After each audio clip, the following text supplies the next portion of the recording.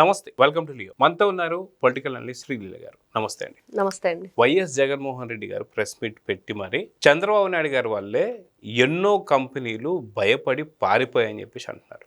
ఒకసారి జగన్మోహన్ రెడ్డి గారు ఏమనేది ఒకసారి వీడియో వేస్తారు, ఒకసారి విచ్చు. చంద్రబాబు నాయుడు గారి హయాంలోనే పారిశ్రామికవేత్తలు బెదిరి పారిపోతా ఉన్నారన్నది ఎంత వాస్తవము అని అంటే సజ్జన్ జిందాల్ పేర్లు చెప్తా రాసుకోండి. ఎవడెవడు బెదిరి పారిపోతా ఉన్నారు చంద్రబాబు నాయుడు గారి హయాంలో ఈయన దెబ్బకు. Sajjan Jindal, Aurobindo, my home cements, Shree cements, Ramco cements, Dalmia cements, Bharathi cements, UB, Siddhisai, వీళ్ళందరూ చంద్రబాబు నాయుడు గారి హయాంలో పరిశ్రమలు పెట్టిన పరిశ్రమలను ఇబ్బందులు ఎదుర్కొంటా ఉన్న పరిస్థితులు, భయభ్రాంతులకు లోన్ చేస్తా ఉన్న పరిస్థితులు. సో చూశారు, వైఎస్ జగన్మోహన్ రెడ్డి గారు ఈరోజు ప్రెస్ మీట్ పెట్టి సుదీర్ఘంగా ఒక సినిమా చూపించేశాడు. దాదాపు 3 గంటల పాటు జరిగిన సినిమాలో ఇది ఒక చిన్న బిట్ అనుకోవచ్చు. నిజంగా చంద్రబాబు నాయుడు గారి వల్ల కంపెనీలు భయపడి వెళ్ళిపోయిన కంపెనీలు ఏంటి? ఆయన ఏమంటున్నాడంటే 2 విధాలు మాట్లాడుతున్నాడు.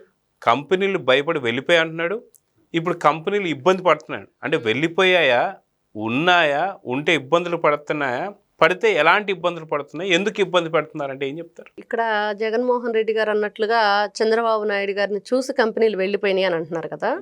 యాక్చువల్లీ మొన్న మనం ఈ మధ్య కాలంలో నారా చంద్రబాబు నాయుడు గారు, అలాగే రామ్మోహన్ నాయుడు గారు కానివ్వండి, లోకేష్ గారు కానివ్వండి, అందరూ కూడా మన రాష్ట్రానికి కంపెనీలు మంచివి తీసుకురావడానికి వేరే వేరే స్టేట్స్కి వెళ్ళటం మనం చూసాం. అక్కడికి వెళ్ళినప్పుడు ఒక క్వశ్చన్ ఎదురైంది వాళ్ళకి. మేము వస్తాము, మీ రాష్ట్రంలో కంపెనీలు ఏర్పాటు చేసుకుంటాము, కానీ మాకు ఒక హామీ ఇవ్వండి అని. అదేంటి అంటే 2029 మళ్ళీ జగన్మోహన్ రెడ్డి గారు రారు అని. ఒకసారి ఆయన గుర్తుపెట్టుకోవాలి. ఫస్ట్ ఆయన రారు అని ఎందుకు అడిగారు అంటే, ఇక్కడ ఎవరి వల్ల వాళ్ళు భయంకరమైన సిచ్యువేషన్ ని వాళ్ళు ఎదుర్కొన్నారు. ఇదొక్కటి చాలు జగన్మోహన్ రెడ్డి గారికి ఆన్సర్. ఒక్కసారి ఆయన వింటే మళ్ళీ నోరెత్తడు, ఇంకా అవకాశం లేదు. ఈ రోజున ఆయన మాట్లాడుతున్న మాటలు నారా చంద్రబాబు నాయుడు గారిని చూసి కంపెనీలు వెళ్ళిపోయాయంటే నిజమే అనుకుంటే మరి ఆ కంపెనీలు ఎందుకు ఈ క్వశ్చన్ చేశాయి? బాబు 2029 ఏం జరిగిద్దో మాకు భయం వేస్తుంది అని అంటే 2019లో జగన్మోహన్ రెడ్డి గారు ఎంత నరకాన్ని వాళ్ళకు చూపించారు. అదే నిన్నగా మొన్న వచ్చిన ఒక ప్రెస్ మీట్ లో కూడా ఎవరెవరైతే ఇక్కడ టెండర్లు వేస్తారో, కంపెనీలు పెడతారో 2 నెలల్లో అరెస్ట్ చేస్తామని చెప్పేసి మీ మీద తిరిగి కేసులు పెడతామని చూడు బెదిరిస్తున్నారు. అవును, ఇది కూడా ఇప్పుడు ఏమంటున్నారు, మా అన్న ఒక్క మాట మాట్లాడితే రాలేదని అంటున్నారు. వస్తాయి, తొందర ఎందుకు, సినిమా చూపిస్తారు అందరూ. మొన్నే లోకేష్ గారు చెప్పారు అందరికీ ముహూర్తం ఫిక్స్ చేస్తారని. అలాగే ఈ రోజున ఎంపీ గల్లా జయదేవ్ గారు గతంలో మరి ఆయన్ని ఎంత చిత్రహింసలకు గురి చేశారు. మరి అమర్రాజా బ్యాటరీ ఎందుకు వెళ్ళిపోయింది, మరి కియా మోటార్స్ ఎందుకు వెళ్ళిపోయింది, మరి జగన్మోహన్ రెడ్డి గారు అధికారంలో రాగానే ప్రపంచ బ్యాంకే ఎందుకు వెళ్ళిపోయింది? ఒకటి కాదు, ఈ విధంగా ప్రపంచ బ్యాంకే వెళ్ళిపోయింది. మేము ఇవ్వలేమురా బాబు మీకు, మీరు చేస్తే ఎలా ఉండిద్దో పరిపాలన తెలుసని. మరి ఇన్ని రకాలుగా 1 కాదు 2 కాదు చెప్పుకుంటూ వెళితే ఏం చెప్తున్నాడు, ఏదో భారతీ సిమెంట్ అంటున్నాడు, ఇంకోటి అంటున్నాడు. ఏం భారతీ సిమెంట్ ఇప్పుడు పనిచేయట్లేదండి ఎక్కడ లేదా? వాళ్ళు ఏం వాళ్ళ కార్యక్రమాలు చేసుకోవట్లేదా? వాళ్ళ ఫ్యాక్టరీ రన్ అవ్వట్లేదా? అంటే రన్ అవుతున్నాయి, కానీ అక్రమంగా దాదాపు కొన్నేళ్ల పాటు నుంచి మైనింగ్ చేస్తున్నారు కాబట్టి ఇవి చేయకూడదు అని చెప్పి నోటీసులు ఇచ్చారు. రామ్కో సిమెంట్స్ కావచ్చు, ఏసీసీ కావచ్చు. అంటే నిబంధనలు మితిమీరి వాళ్ళ హయాంలో అంటే భారతీ సిమెంట్స్ ఎవరికి చెప్పాల్సిన అవసరం లేదు, వైఎస్ భారతి గారిది అని చెప్పి అందరూ తెలుసు. మరి భారతీ సిమెంట్స్కి నువ్వు కట్టబెట్టుకున్నటువంటి ఒక ఏదైతే మైనింగ్ సంబంధించిన కంపెనీలు వాటికి నోటీసులు ఇచ్చారు. సో అంటే వీళ్ళు దోచుకొని ఇస్తేనేమో చంద్రబాబు నాయుడు గారు మంచోరా, లేదు కొన్ని నిబంధనలు బట్టి మీరు చేయాలంటే మటుకు ఆయన చూసి బెదిరించి పారిపోతున్నాయి అంటారా? నిజంగా పారిపోతున్నటువంటి లిస్టు చదివితే ఆ లిస్టులో ఉన్న కంపెనీలు ఎవరి అంటే ఏం చెప్తారండి? వైఎస్ జగన్మోహన్ రెడ్డి గారు ఉంటాయి, అందులో సందేహమే లేదు. వాళ్ళు ఎంత కూడబెట్టినారు. ఈ రోజు చూసాం ఒక ఆర్టికల్ మన పేపర్లో, అవినాష్ రెడ్డి, మిథున్ రెడ్డి ఇద్దరు ఎంపీలుగా 2014 నుంచి 24 వరకు 10 ఏళ్ల కాలంలో వీళ్ళు రాష్ట్రం అభివృద్ధి చేయండి రా బాబు అంటే వాళ్ళ ఆస్తుల వృద్ధి రేటు పెంచుకున్నారు. మిథున్ రెడ్డి వచ్చేసి దాదాపు 550% ఆస్తులు. అదే విధంగా అవినాష్ రెడ్డి వచ్చేసి 474%. అవును, అంటే అభివృద్ధి ఏ విధంగా చేశారు అంటే వాళ్ళ ఆస్తుల వృద్ధి రేటు పెంచుకోవడంలో మాత్రం బాగా అభివృద్ధి చేశారనే చెప్పుకో. అంటే ప్రాజెక్టులు ఏవైతే ఉన్నాయో అన్ని కూడా ఏదైతే పెద్దిరెడ్డి కంపెనీలకు ఇవ్వడం వల్ల ఇప్పుడు ఆయనకు వచ్చినటువంటి ఏదైతే ఉన్నాయో ఆస్తులు ఉన్నాయో దాదాపు 550% పెరిగింది.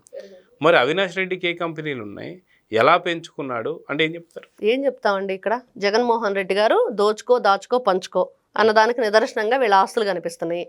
మరి అలాగే వీళ్ళు మరి ఈ రోజున ఒక్క ఎంపీ మిథున్ రెడ్డిదే చెప్పారు, మరి పెద్దిరెడ్డి రామచంద్రారెడ్డి భూపకాసురులా కొట్టేసినవన్నీ ఇంకా ఎంత మరి వీళ్ళు ఆస్తులు కూడబెట్టుకున్నారు, ఏ విధంగా రాష్ట్రాన్ని సర్వనాశనం చేశారు.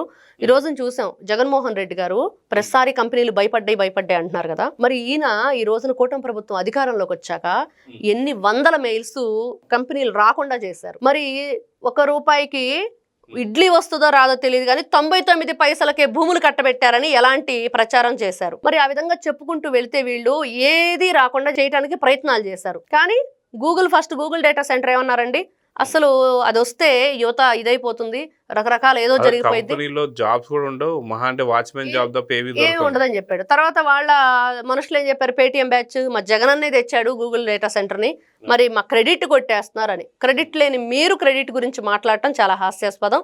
అదే విధంగా వీళ్ళు ఈ రోజున జగన్మోహన్ రెడ్డి గారు ఏదైతే ప్రెస్ మీట్ పెట్టి మరీ పాపం రకరకాలుగా అంటే సంబంధం లేకుండా ఎప్పుడు మాట్లాడతాడు, దానిలో ఇదొకటి. మరి ఏదైతే కంపెనీల గురించి, తర్వాత రాయలసీమకు సంబంధించి ప్రాజెక్టుల విషయం కూడా తెచ్చారు. అసలు తెలుగు గంగను తెచ్చింది, మద్రాసుకు కూడా నీళ్ళు ఇచ్చింది ఎన్టీ రామారావు గారు, హంద్రినీవ జలాలు ఎన్టీ రామారావు గారు. ఈ రోజున మనం అక్కడ డ్రిప్ ఇరిగేషన్ సంబంధించింది అన్ని కూడా ప్రతి ఒక్కటి రాయలసీమని రతనాల సీమగా మార్చడానికి కృషి చేసింది అన్న నందమూరి తారక రామారావు గారు, నారా చంద్రబాబు నాయుడు గారు. అంటే అసలు ఈయన అందరికి బొడ్డు కోసం నేనే పేరు పెట్టానట్టు చెప్తాడండి. అంటే వాస్తవానికి అది కూడా కరెక్టే. ఎందుకంటే ఏదైతే నారా చంద్రబాబు నాయుడు గారు హంగ్రీనివా జలాలని తీసుకొస్తుంటే, ఏదైతే పులివెందులకు వచ్చిన తర్వాత వైఎస్ జగన్మోహన్ రెడ్డి గారు జలాలు ఇచ్చాడు. అవును, దీన్ని ఎలా చూడాలంటారు? అసలు ప్రతి ఒక్కటి ఈ రోజున చూసాం, అది చేశాడు. తర్వాత ఎక్కడికి వెళ్ళినా అంత క్రెడిట్ నాదేనని చెప్పేసి వీళ్ళు ఈ రోజు చెప్పుకోవటం. అంటే చాలా మంది చాలా రకాలుగా మాట్లాడుతున్నారు. జగన్మోహన్ రెడ్డి ఏదో ట్రాప్ చేశాడు, పడిపోయారు ఆ ట్రాప్ లో, వీళ్ళంతా కూడా మళ్ళీ కూటమి ప్రభుత్వం అదే చెప్పుకుంటుంది అని.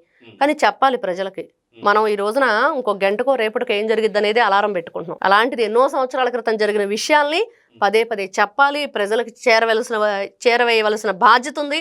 అదేవిధంగా ఇట్లాంటి వ్యక్తులు నోరెత్తకుండా చేయవలసిన బాధ్యత కూడా ఈ రోజున ప్రజల్లో ఉంది. ఖచ్చితంగా పిల్లల భవిష్యత్తు బాగుండాలంటే ఇట్లాంటి ప్రాపకాండ చేస్తూ ప్రతి ఒక్కటి నేనే చేశాను, నేనే తెచ్చాను అంటమే కాకుండా, నారా చంద్రబాబు నాయుడు గారు కంపెనీలు ఆయన ఉంటే భయపడతాయి, ఆయన కప్పం కట్టమంటున్నారు అంటున్నారు చూడండి.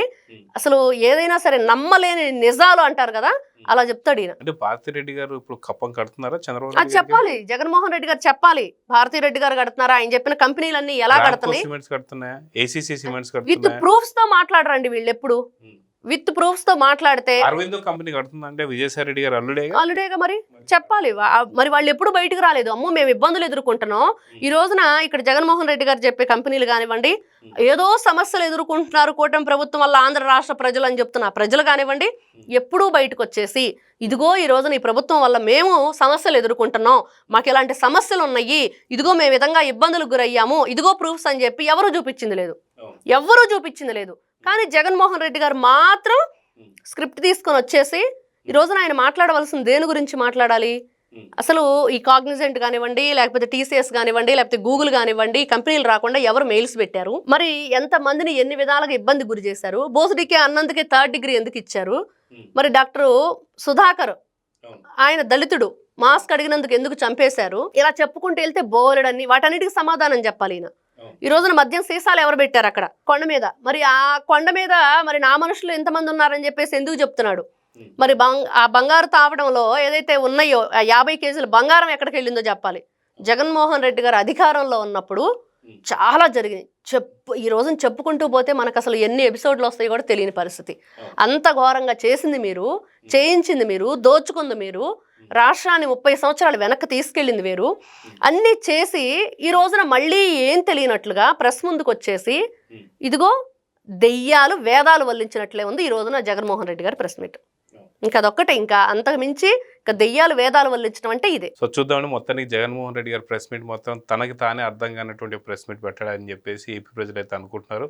సో మొత్తానికి అర్థమైన వాళ్ళు ఏమర్థమైందో కూడా కామెంట్స్ రూపంలో తెలియజేయమని అయితే కోరుకున్నాం. నమస్తే. నమస్తే. Please subscribe to Leo News for more videos.